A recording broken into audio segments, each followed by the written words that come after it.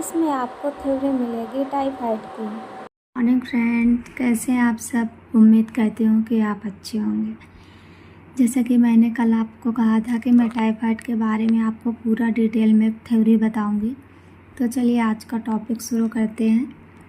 Typhoid एक bacterial रोग है, आपको तो पता ही है, उस दिन मैंने बताया था।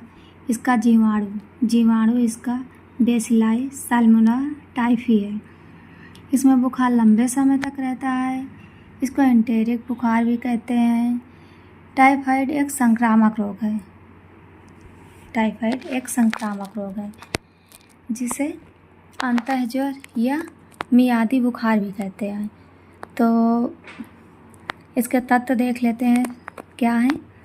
तत्व में इसमें साल्मोनेला टाइफी है। 95% रोगियों में जिम्मेदार तत्व है ये। स्रोत में है तो टाइफाइड के रोगी वाहक भी होते हैं। संक्रामक पदार्थ तो आपको मैं बता रही हूँ। जैसे कि देख रहे हैं आप, टाइफाइड के जीवाणु मलमूत्र में उत्सर्जित होते हैं।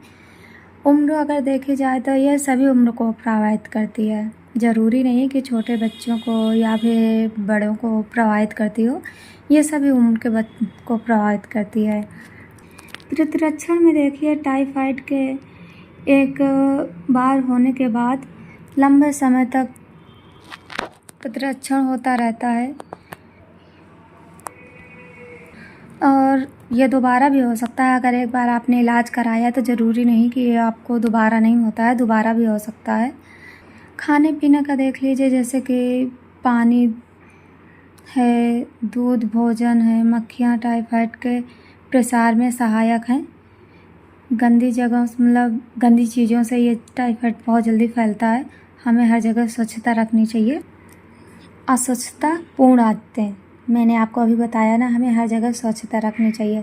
तो ये है, खाली जगह में शौच नहीं करना चाहिए और रसोई घर जो होता है वहाँ पे साफ़ सफाई रखना चाहिए।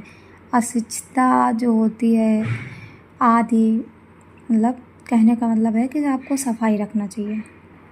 तो ये पूरा आप लिखा हुआ है, आप चाहें तो एक बार स्क्रीनशॉट इसका ले सकते हैं। आप स्क्रीनशॉट ले लेंगे तो आपको पढ़ने में आसानी होगी। इसके आगे का चलिए मैं आपको बताती हूँ। इसके चिन्ह व लक्षण देख लेते हैं। लंबी अवधि का बुखार होता है, ये अभी तो आपको बताई थी पहले। सिर दर्द होता है, इसमें शरीर दर्द होता है, बेचैनी होती है, भूख नहीं लगती है, नींद नहीं आती है, स्प्लीन भी बढ़ जाता है, मतलब स्प्लीन में सूजन भी आ जाती है और जुबान शुक्र व सफ़ेद तह जम जाती है। कब्ज की भी प्रॉब्लम होती है। इसमें पतले दस्त भी हो जाते हैं। छोटी आंत में सूजन आ जाती है। लिम्फ ग्रंथियाँ भी हो जाती हैं, इसमें घाव हो जाते हैं। तो आप चाहें तो लक्षण का भी पढ़ सकते हैं। वैसे तो आपको याद रहेगा, क्योंकि आप इतना तो याद कर ही सकते हैं कि हाँ कैसी चीज़ें से लक्षण क्या होते हैं क्या नहीं होते हैं। तो चलिए आगे शुरू करते हैं। आप चाहें तो इसका स्क्रीनशॉट ले सकते हैं। इसकी रोकथाम, बचाव के लिए हम क्या क्या देख सकते हैं वो चीज़ हम देखेंगे। रोकथाम में देखेंगे, रोगी को अस्पताल में भर्ती करा के इलाज कराना चाहिए। रोगी को अलग कमरे में रखना चाहिए, मतलब जिस कमरे में रोगी हो उसमें बच्चों को या किसी और व्यक्ति को नहीं जाने देना चाहिए। उसके उपयोग में होने वाली वस्तुओं को भी संक्रमण भी करना चाहिए और अन्य किसी व्यक्ति को यूज करने के लिए नहीं देना चाहिए।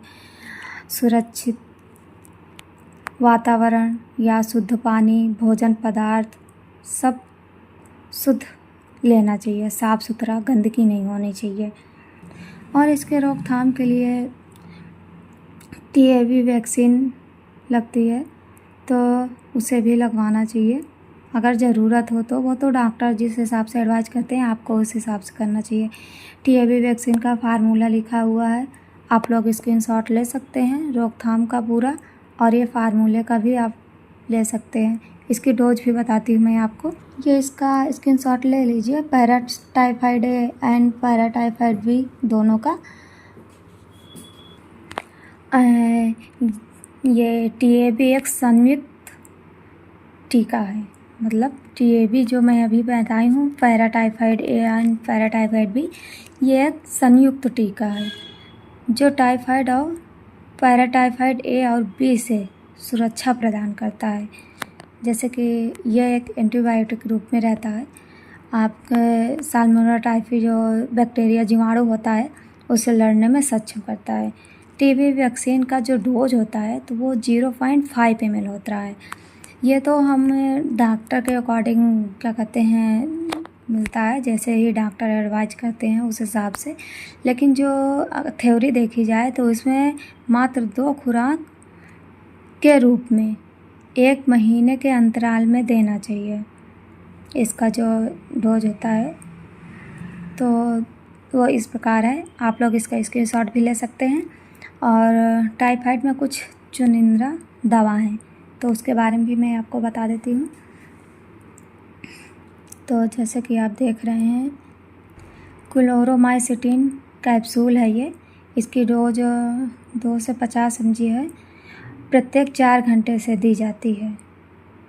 प्रत्येक 4 घंटे से दी जाती है। ज़रूरी नहीं कि इतना ही दिया जाए, डॉक्टर जिस हिसाब से एडवाइज करते हैं हम उस हिसाब से दवा लेते हैं। तो बुखार कम होने के बाद इसकी मात्रा कम कर दी जाती है अकॉर्डिंग टू डॉक्टर। आप चाहें तो इसका स्क्रीनशॉट भी ले सकते हैं। एंड टॉपिक थ्योरी तो आपका ख़त्म हो चुका। आप चलिए बताते हैं टाइफाइड में हमें क्या खाना चाहिए और क्या नहीं लेना चाहिए। खाना चाहिए हमें, खाने में क्या लेना चाहिए और क्या नहीं लेना चाहिए।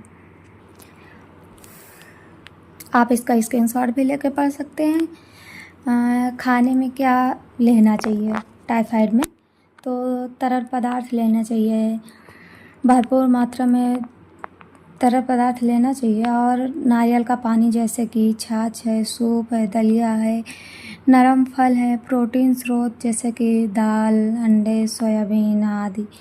एंड उबली हुई सब्जियां भी लेना चाहिए। उबला हुआ चिकन, खिचड़ी, दही। ज़रूरी नहीं है कि जो मतलब चिकन नहीं खाता है तो वो चिकन ज़रूर ही खाए, नहीं, लिक्विड चीज़ें बहुत सारी हैं, आप उसे ले सकते हैं। और क्या नहीं खाना चाहिए वो भी मैं आपको बताती हूँ। टाइफाइड आपका कंप्लीट हो चुका है। क्या नहीं खाना चाहिए, जैसे कि तली हुई चीज़ें होती हैं वो, और ऑयली चीज़ें हो गई, जैसे कोई चीज़ भुंजा वगैरह हो गया, ठोस पदार्थ हो गया, ऐसी चीज़ें नहीं लेना चाहिए टाइफाइड में। जितना हो सके लिक्विड और हल्का भोजन खाना चाहिए, तभी टाइफाइड सही हो जाता है। Thank you. अगर मेरा वीडियो अच्छा लगा हो तो प्लीज़ प्लीज़ सब्सक्राइब कर लीजिए और कमेंट में मुझे बताइएगा कि मेरा वीडियो आपको कैसा लगा। Thanks guys.